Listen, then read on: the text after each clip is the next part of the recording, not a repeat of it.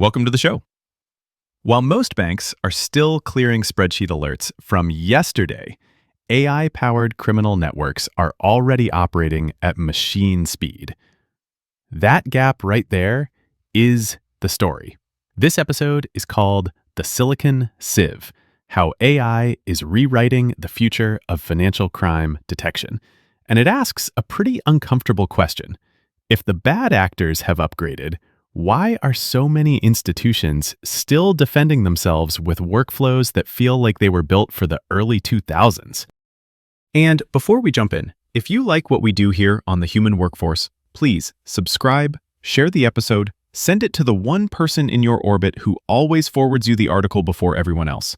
It genuinely helps. I'm Simon Carver, I'm here with Lachlan Reed, and our guest today is Jack Burns. Simon, that phrase, yesterday's alerts, is the bit that sticks for me. Because if your team is buried in stale cases from like Tuesday afternoon, and the crooks are moving money across shells and routes in real time, mate, you're chasing a trail bite with a shopping trolley. It's just not happening. Yes, and the problem is not merely speed, it is asymmetry. Many institutions are still dependent on spreadsheet investigations, brittle fuzzy logic matching, static watchlists, and analysts who are exhausted before the meaningful work even begins. That means the system produces noise at industrial scale while missing signals that are deliberately designed to look ordinary.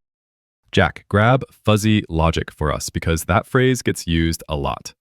When you say brittle, fuzzy logic systems, what are they actually doing badly? They are usually trying to answer a narrow question with crude pattern matching. Does this name sort of resemble a sanctioned name? Does this transaction trip a predefined rule? Does this entity appear on a list? The issue is that modern evasion does not present itself in neat, isolated fragments. It arrives layered through shell companies, obscured beneficial ownership, and transaction routing designed specifically to avoid looking suspicious in any single step. So the machine goes, close enough, better flag it. And suddenly, your analysts are knee-deep in junk. But the genuinely nasty one, the one tucked behind 3 shell companies and some weird routing, can stroll past in thongs and sunnies. That's the part that feels upside down. Correct. False positives consume attention, and attention is the scarce resource. If an analyst spends the day clearing harmless near matches, then the institution has effectively trained itself to be busy rather than effective. Busy rather than effective. That's a sentence people should keep. Because this is where compliance stops sounding like back office admin and starts sounding like intelligence work. You're not just ticking a regulatory box. You're trying to detect adversaries who adapt. Exactly. OFAC compliance, sanction screening, anti-money laundering controls. These are often discussed as obligations. They are obligations, but they are also a form of digital intelligence warfare. If hostile networks, oligarch structures, cybercrime syndicates, or AI-assisted laundering operations are changing tactics quickly, then static controls become an invitation to failure. And just to make it concrete, static watch lists are basically snapshots, yeah? Like a printed map in a city where the roads keep moving. Even a kangaroo could trip over that one. If the ownership changes, the names shift a bit, the route hops around, your list is already stale. That is a good analogy. A static watch list can tell you who you already know to watch. It struggles to infer who is connected, who is acting on behalf of whom, and which ordinary-looking actions form part of a larger pattern. Criminal adaptation happens in the spaces between those records. And that, I think, is the deeper reason this matters beyond banking. When institutions fail to modernize critical decision-making systems, while adversaries evolve exponentially, the cost is not abstract. It becomes operational drag, blind spots, regulatory exposure, and sometimes catastrophic failure that looked invisible right up until it wasn't. All right, so let's push into the hopeful part without getting naive. If the old world is spreadsheets, static lists, and overworked teams, what does a better system actually look like? Not in marketing language, in practice. In practice, modern agentic AI can take an alert and begin assembling context before a human ever touches it. It can correlate fragmented intelligence across internal records, cross-reference public registries, compare entity relationships, and trace patterns that suggest common control or concealed ownership. Large language models are useful here not because they are magical, but because they can synthesize messy, heterogeneous information into something an analyst can evaluate quickly. Cross-reference public registries is a good one. So instead of Karen from compliance opening 12 tabs and 3 PDFs and a spreadsheet that's somehow older than the building, the system can do the legwork first. Yes, if governed properly.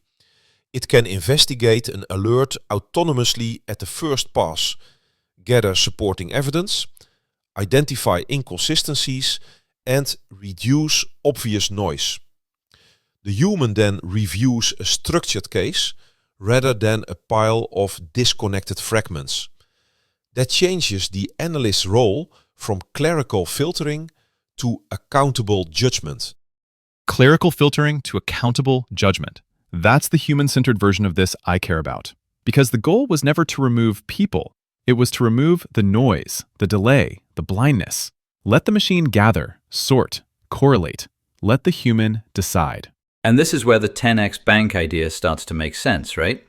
Not 10 times because you sacked everybody and let the robot run wild. 10 times because your best analysts aren't spending half their life clearing rubbish. They're actually looking at the weird stuff. Precisely. The institutions that win will weaponize data responsibly, integrate governed AI systems, and empower analysts with intelligent tooling. The institutions that lose will remain buried under false positives, compliance debt, and manual processes that create the appearance of diligence while degrading actual resilience. But here's the tension. Criminals are already using AI aggressively. Institutions hear that, and immediately some executive says, fine, automate all of it. And that's where I get nervous, because an LLM can hallucinate. It can sound confident and still be wrong. You should be nervous. Hallucination risk is real. Explainability matters. Regulatory liability does not disappear because a model generated the summary. If a bank blocks the wrong customer, misses a true sanctions connection, or cannot explain why a decision was made, responsibility remains with the institution and ultimately with accountable humans inside it.